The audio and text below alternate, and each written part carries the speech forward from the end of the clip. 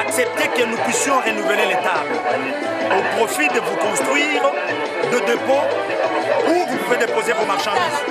La personne qu'on avait cherché comme le président de la République, nous ne connaissons pas Rwanda. Rwanda appartient au Rwandais. Nous sommes les Congolais. On va utiliser ça aujourd'hui. Mais il faudrait également qu'on poursuive tous les prédateurs. Les comités qui ont dilapidé tous les fonds de la mutuelle, ce qui fait que les enseignants ne sont pas correctement soignés au jour. Mais dans les mémos, il y a un autre point important. Nous revenons sur la gratuité de l'enseignement. Au mois de septembre, les parents ne vont plus payer les frais. Pour ça, il y a peuple, il y a émission, il y a Banamboka, émission au Bolingaka, Bozulanda Yango en direct sur la RTC et à travers Mokili Mobimba. Merci beaucoup. Nabino Banayamboka, République démocratique du Congo, Oyo. Vous allez continuer avec la confiance dans les journalistes et vous avez ma vérité. Na esika bozami bino vérité na kati ya ba domaine où ils allaient faire vivre mboka na biso lelo to lingete to sala émission awa particulièrement parce que site oeza historique le 24 mars 1969 to battre la date wana malamu pesa histoire mboka na biso premier président ya ekolo na biso Joseph Kasavubu ye awaki mokolo wana et bane belé batate belé mame belé bayebi yango te Joseph Kasavubu azali nani azali moto oyo abundaki pe po ete mboka na biso oyo indépendance nakanisa bato balandaka histoire bayebi ete makama minene salemaka mokolo oyo meeting ya Bako ezalaka organisé autre baka martyr de l'indépendance le 4 janvier 1959 alors meeting munene oyo bongisamaki na mwana mboka to pe na mbuta mutu Kasavubu et memaki makamba minene yango wana elukaki to kende pe na indépendance lokola pe ba bitumba mingi salemaki po ete moto mondele to bengi ba belge batika mboka na biso ezala libre yango na to yena esika oyo esika oyo bokolanda ba cérémonie oyo ebongisamaki po na 50e anniversaire tolobi ya kufaki na 1969 le tozana na 2019 et ça lit 50 ans ya mort na ye donc jubilé d'or messe monene salemaki na Notre-Dame ya Fatima kuna batebele bazalaki bokolanda extrait ya messe wana pe maloba oyo koko na ye babengi na kombo ya Carole Kiatazabu Kasavubu waza kotambwisa lingomba ya bayi politique babengi OPK organisation politique des Kasavubistes et alliés azo kosala musala na ye boko découvrir yeto koluka kutu ya ko s'expliquer par rapport ya vision ya koko na ye po musala ya ko sala mais na kati émission bolanda nanu d'abord extrait ya messe pe maloba na ye ndenge alobaki na kati ya messe wana.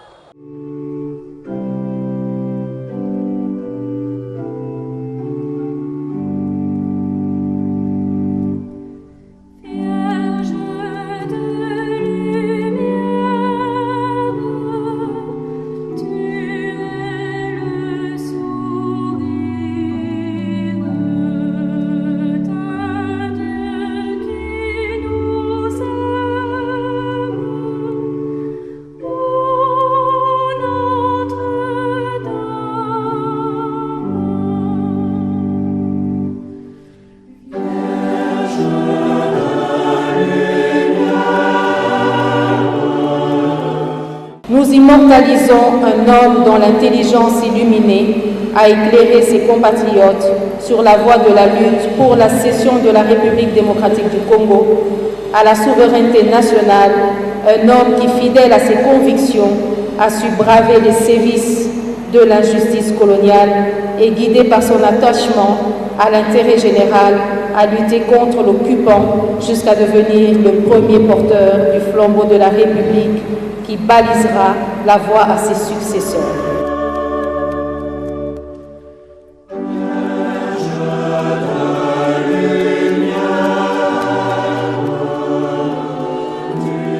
Nakanisa bolandi na bokebi nyonso ndenge messe elekaki kasi na kati ya messe bato balaki ebele ntango messe esili buffet ezalaki babongisaki eloko ya kolia eloko ya komela parce que ezali c'est vrai circonstance moko ya mawa me ya esengo pamba te moto yango apporta ebele bayimboka bazalaki mwana mboka Thomas Luwaka wazali ministre ya ITPRT mokolo oyo likambo yango ezali kosalema c'est-à-dire messe esalemaki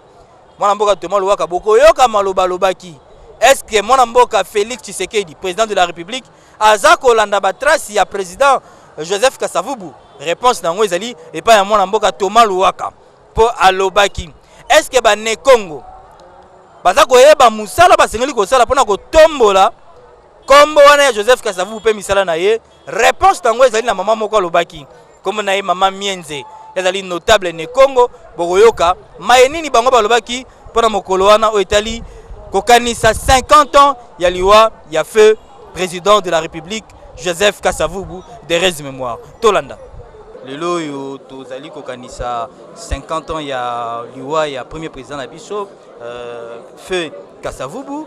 nini ba mama baza kolanda ba bilenge bazali kolanda bakoki koyeba na o etali musala tata wana salaki na mboka oyo. Merci mingi ya liboso soki na ye awa na messe oyo ko rendre hommage na premier président na biso Joseph Kasavubu balobaka et mupagano nde azalaka na reconnaissance te mondimi fozala na reconnaissance ngana za mondimi soki lelo ngana zali ministre ya République démocratique du Congo. République démocratique du Congo ezali pays moko indépendant entre autres ezali effort ya Joseph Kasavubu oyo bundaki pona mboka oyo ekoma lelo indépendant. Donc naza na reconnaissance wana personnel grâce na bitumba na ye nga lelo yo Thomas Luaka nazali ministre na RDC. Sinon mboko oyo tolingaki so indépendance te tolingaki to banda okonzama kaka na ba Belge. Donc wana reconnaissance ya liboso. Mais pona en général Joseph Kasavubu ezali engagement très jeune na makambo ya Congo. Azalaki président ya Bako na 1954 na 1956 asali première déclaration ya ba Congolais o bazali kosenga indépendance. Ezali groupe ya liboso ya ba Congolais o ba komi mukanda pona kosenga indépendance ya mboka oyo. Donc engagement. Et puis eloko mususu tomona kaka na photo azali sérieux tobosanaka ki bazalaki ba jeune. Joseph Kasavubu a commis président ya Congo na âge ya 43 ans. Donc 43 ans d'azalaki président de la République. Et puis en 1959, Joseph Kasavubu a koufi na âge ya 52 ans. Ce qui nous a fait ça, ya ti leloyo, nde lelo Joseph Kasavubu a kokisi seulement 102 ans. Donc a koufaki très jeune. Et loko ya mibale modèle na ya kokonzamboka. Toyebi yango, c'était un homme intègre. C'était un homme oyo azalaki honnête. Boyebi histoire yango soka kei na mission frais de mission etikali aka kozongisa na trésor public. Et loko ya misatu ezali vision azalaki nango sur le Congo. Na 1964 atie commission moko basa la constitution sika. Batu ya commission na pona kosala e plaisir batondisi ba pouvoir pona président de la République. Atali projet yango ayebisi bango makambo bozali kosala e kosalisa biso te. Boza kopesa nga ba pouvoir naza mutu boko pesa nga ba pouvoir ebele boye na constitution risque ezali na kokoma dictateur ndeko tozana besoin Congo kende liboso bo longola ba pouvoir ebele bo pesi nga na constitution na bino yo parce que boyebi te mutu akoya lobby akozala nani. Voilà un peu vision azalaki nango intérêt na yete mutu mususu soki batondisi leo ba pouvoir okosepela te okosepela mbala moko mais ye alobi bolongola yango boelage yango bopesi nga pouvoir mingi na koyekondima makambo te parce que biloko abonde tindaka mutu akoma dictateur. Voilà un peu quelques aspects ya vie ya papa oyo tozali ko rendre hommage na à l'occasion ya 50e anniversaire ya liwana. Alors vous allez moko ya bazali kotambwisa école à travers gouvernement nini penda obandi bakoki kosala pona premier président na biso Joseph Kasavubu comme na etika la piazwa lokomo esengeli na ye. Non, ya liboso ba gouvernement o eleka et ça là quelque chose na pesa exemple lelo oyo commune moko ya munene na kati ya ville ya Kinshasa ezali na kombo na ye commune ya Kasavubu. Lelo oyo la plus grande route balabala ya mulai ya kivili ya Kinshasa ezana kombo na ye balabala ngwe bandi na magasin Kitambo eleki Bandal eleki Ngiringiri Kasavubu Kalamu ti eke ko bakomi na Kinshasa ti eke ko bima na boulevard du 30 juin na niveau ya poste babengi yango avenue Kasavubu ezali hommage ya ko rendre ye eloko ya misato ekeko munene lelo batia liboso ya na rond-point Kipwanza ezali wana ekeko na ye po bato bana jeune mamona ka elongi na ye mais à mon humble avis par rapport à service à randaki na mboka na biso ekokite il faut to continuer ko sala biloko mususu pona ko rendre hommage bana na biso lelo il faut batala kake Joseph Kasavubu azalaki modèle o bango bakoye ko copier soki balingi basala politique. Alors to monaki betata mokonzi ya ekolo Félix Tshisekedi abimaki alobi mbongo etikala ki azongisa ki na keso otikolo ba yango est-ce que zali ndakisa o ya juye pas justement c'est ça sens il y a exemple bato na besoin bazala na modèle bato ba jeune bazana besoin bazala na référence na kosala politique lokola nani donc oyo mokonzi na biso ya mboka asali lelo ezali alandi exemple ya premier président na biso azalaki nango esalinga esengo mingi na mutema. Il y a 50 ans j'avais mon premier fils. Et mon fils est né 15 jours après la mort de Mbutaka Savubu. Et j'ai donc gardé un souvenir de ce papa honnête, de ce papa travailleur, de ce papa qui aurait pu être le symbole de toute une nation. Malheureusement, il n'est pas resté longtemps. Mais son témoignage de vie, ce qu'il a fait, continue à nous poursuivre. Il ne suffit pas de vivre très longtemps comme on l'a entendu dans les sermons du prêtre, mais vivre bien, même avec une courte durée, mais marquer son temps. Et Mbutaka Savubu, notre père, notre frère, a marqué son temps dans la vie politique de ce pays. Et donc nous devons lui rendre un vibrant hommage et en tant que chrétien, prier toujours pour que là où il est, auprès du Père, qu'il puisse rester dans cette béatitude de l'Éternel. Alors, c'est vrai que vous avez prié pour lui, mais est-ce que la RDC ne peut pas encore faire plus pour honorer dignement notre premier président, avec par exemple l'enseignement des élèves, parler de son histoire, enseigner son histoire et faire encore beaucoup plus que ce que nous avons aujourd'hui? Moi, je pense que dans l'éducation, les programmes peuvent être révisés, les manuels mêmement. Je crois qu'on n'enseigne pas assez l'histoire de notre pays et même la géographie même de notre pays, on n'enseigne pas assez. C'est à cette génération-ci qui devrait tirer la sonnette d'alarme pour montrer à quiconque veut connaître la vraie histoire de notre pays de s'y investir. Parce que nos enfants, beaucoup ne connaissent pas Tata Kasavubu. Moi, j'ai des enfants qui sont nés après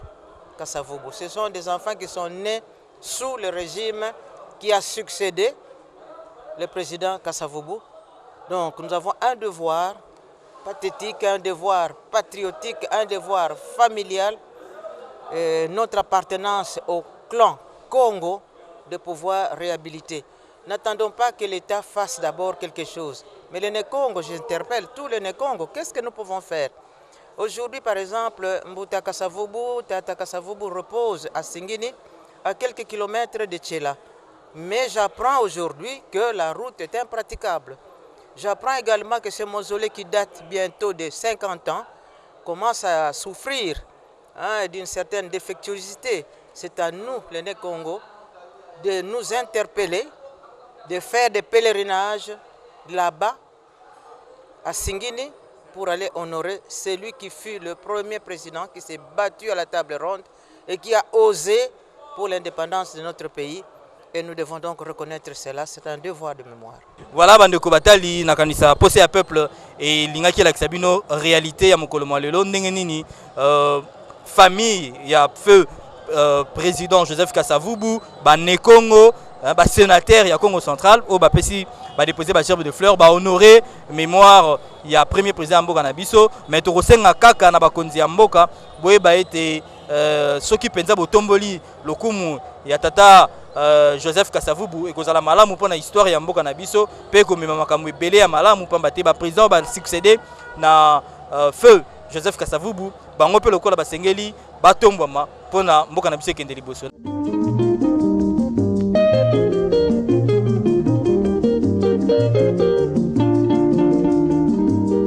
Mikolo tosekanaki na mosolo ya mboka Kongo ekoki tofungwani misolelo tomoni bozoba nyonso tosali boya kobongisa Kongo avenir ebongi tosala moto nyonso ata mwana Kongo ya mosolo mpembe ya nzoku Kongo ya bwanya ngasa ya mbila Kongo ya makasi moto ya nkoi Kongo nde mboka Kongo mboka ya bankoko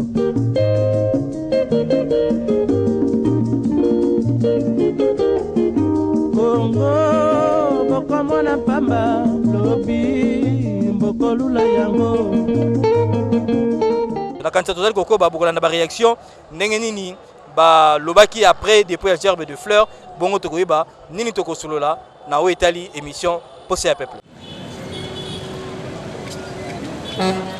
Oui, to sepeli makasi lelo soki toyene sikoyo eza kaka pona oyo eza ya mutuya ya ko reconnaître que président na biso ya Yambo ya mboka oyo akufaki lelo tozongisi penza makanisi nyonso epai na ye po asaki mosala monene na kati ya Congo ya RDC lelo tokoye kotikala boye te tolobi te il faut totelema toya awa yango na bomoni biso nyonso banso toye lokola azalaki président ya mboka mobimba akambaki bekolo nyonso lelo tozali ata tolobi kazalaki penza ya provenance ya Congo central mais azalaki kaka mukongo te azalaki moto ya Congo central te mais en général azalaki ya mboka mobimba tozali toza ba nekongo mais tosangani donc toza kaka te ba Congo awa toza ebele ya bikolo ebele awa yango na lelo toye awa po tolakisa ke biso tobosani ete moyen pe totika bo ezali te yango na totelemeli likambo oyo. Alors tout le monde a qui président Yambo Kanabiso Félix Tshisekedi abimaki azongi mbongo na caisse exemple on a le vieux pas ya président Yambo Joseph Kasavubu lelo nino ko senga na ba bazali ko tambisa mboka na biso ba ko sala pona histoire et ba changaka ya moté nini ba ko sa pa tombola tata oyo tombola ki mboka na biso na 1960 pour l'indépendance mais eloko ezali ya kobetela sete ezali boye azalaki président Yambo ya mboka oyo en tout cas soki lelo président Félix azako bima azako kene mission azako ya kozongisa mbongo à l'état pour utiliser oyo akokai kosalela pe oyo etikali ya lobi ezali ya ete ezali ya l'état ebongi lokola l'état nda bimisaki pona likambo songolo pakala ebongi pe zonga lolenge wana donc tango président Félix azako sala lokwa boye il faut epesa biso toli epesa biso ete ya biso et que bato bazako ya siko pona ko diriger mboko oyo bazali na makanisa malamu pona mboka oyo. Donc ata lelo président Félix akei mais akotika makambo ya malamo po akolakisa ke ebandeline na kati ya mosala oyo abandaki déjà comboité pa ya Joseph Kasavubu yango ndeza malamu mingi. C'est un homme qui a servi le pays, c'était une priorité pour lui et c'est ainsi que lorsqu'il quitta ce monde, il le quitta avec les mains vides et il n'avait pas de problème avec les gens parce qu'il évitait d'avoir des problèmes. C'est un homme, un grand homme qui a étudié au séminaire, au petit séminaire et au grand séminaire. Donc vraiment, il s'attachait à ce que Dieu recommandait à tout le monde pour vivre très bien avec ses voisins et ses proches. Alors, Bandeko Balandi, sikoyo bozota en direct na bilili ndenge Gelor Ngiangi réalisateur azola avec Sampanzi, bozota la ndenge nini ba chef coutumier baza ko sala cérémonie liboso ya monument ya premier président et elongo na petite fille ya président Joseph Kasavubu, madame Carole Katazabu Kasavubu, wana eza cérémonie au boza Rolanda en direct. Donc ezali kamu ya ba Nekongo. Donc je pense que tout le monde faire vivre bino réalité wana. Ce n'est pas pour rien parce que le président Joseph Kasavubu c'est un grand notable Nekongo. Yango moni ba chef coutumier ba yoko honoré pe ba yoko sala mama na cérémonie parce que ça cinquantenaire wana zo boire tsamba. Eza cérémonie moko coutumière et très importante. Père Sengi wana bomoni synonyme. Apesi merci Père Sengi oya motuya et pas ya président Yambo kana biso ya Yambo esika zali akanisa mboka na biso pe akanisa bakonzi ba kotambisa biso akanisa ba Nekongo nyonso. Donc cérémonie en wana tozola Sabino en direct sur la télévision catholique madame messieurs na kati émission Posé à peuple. Voilà. Wana zaki bongo ba chef coutumier to linga to tuna epé ya cérémonie wana elakisi nini a omeka pe ko expliquer biso peut-être bana mboka balanda na bokebi nyonso. Tu bele baza ko tala balingi ba cérémonie yango elakisi nini? Cérémonie oyo sali lelo ezali pona 50e anniversaire ya papa Kasavubu oyo azalaki président de la République pe azalaki Nekongo. Nde yango lokolo ya lelo toye ko commémorer pona 50e anniversaire. Alors bosengi nini? Alors bambuta lokolo batika biso balobi avant ya kokoma esika biso tozali tosalaka cérémonie mwa tondo mwa luzibu mwa kasu mwa masangambila yango nde toye kopesa pa ya mbuta kasa po ete bambuta nyonso bakoka kosepela na mokolo na lelo balamuka po batombola Congo ezwa valeur socio-culturelle nango. Merci beaucoup de comprendre mais tout le monde niveau sengaki nini pas ya président. Na ye ko senga pa ya président jeunesse Congo oyo ezali ya kolala elamuka po ete bango tango bazalaki ba dirigeaki malamu politique ezalaki malamu mais lelo tomoni politique ezali ya kolala po na nini ba impérialiste bazo continuer kolalisa biso kaka nde yango toye kosenga pa na ye bango bazala ya kolamuka po force na bango ekota na ba jeune Congo po ete Congo ekende liboso po lobeli ba ne Congo tomoni fleur awa ya ba sénateur ba député tomoni bango te ba ministre ya Congo central ba ne Congo ba honorable Papi Mantezolo tomoni binote alors que ba ne Congo bo sengala ki bozala bato ya awa nini esali ke ba mona na te liloba nini ko pesa na bango na sengi na ba député malgré ba komi ya wateme ba lobi na ba ne Congo ba lobi oyo atinda mikuna pe azali mutu pona ko représenter Congo mobimba biso lokola tozali awa biso bakolo ba mabele biso bakolo bisimbi toye ko représenter Congo nyonso mobimba na ba député na ba sénateur na batu nyonso bavandi na mabele ya Congo ebongi tosala moto nyonso ata mwana Kongo ya mosolo mpembe ya nzoku Kongo ya bwanya kasa ya mbila Kongo ya makasi moto ya nkoi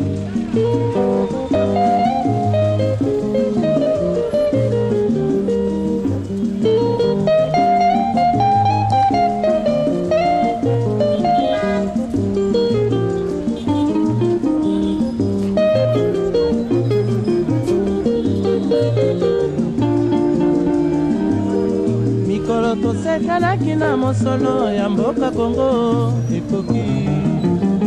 tofungwani miso lelo tomoni bozoba nyonso tosali oya kobongisa Kongo aveni ebongi tosala moto nyonso ata mwana Kongo ya mosolo mpembe ya nzoku Kongo ya bwanya kasa ya mbila Kongo ya makasi moto ya nkoi. Alors sikoyo tozui secrétaire général ya OPK autre ba kizali ngomba ya bakasavubiste maître Thierry Bakabika tozana yawa tosolola na ye pona makambo Italie 50e anniversaire ya mort ya président na biso ya Yambo Mbuta Joseph Kasavubu de mémoire. Alors CG tolingi ba d'abord organiser cérémonie outa messe lobby na Notre-Dame de Fatima lelo to moni na rond-point qui pointe à monument ya premier président Zali cérémonie et salemi depuis à gerbe de fleurs et salemi est-ce que vous avez songonyo sur l'équipe kitoko nazana esengo mingi makasi na komona te na ba moyen oyo biso tozana ngo biso bakasavubiste tokokisi ko sala messe ya lobi na Fatima tokokisi pe ko kabola mwa lipa et puis lelo tokutani awa pona kotika mbe liboke ya mbe liboso ya monument ya président eza esengo mingi donc na tonisami na esengo na lobité le 24 mars a été célébré na rang ya Mbuta Kasavubu. Alors lobby na bon mokolo ya messe c'est-à-dire messe il est qui déjà alors tout le monde qui mona mboka Thomas Luwaka tout le monde qui professeur Luzolo Bambi tout le monde qui ba autorité ba qui cela qui bien pena un coup de chapeau na mona mboka Thomas Luwaka oyo aza ne Congo te mais alobaki parce que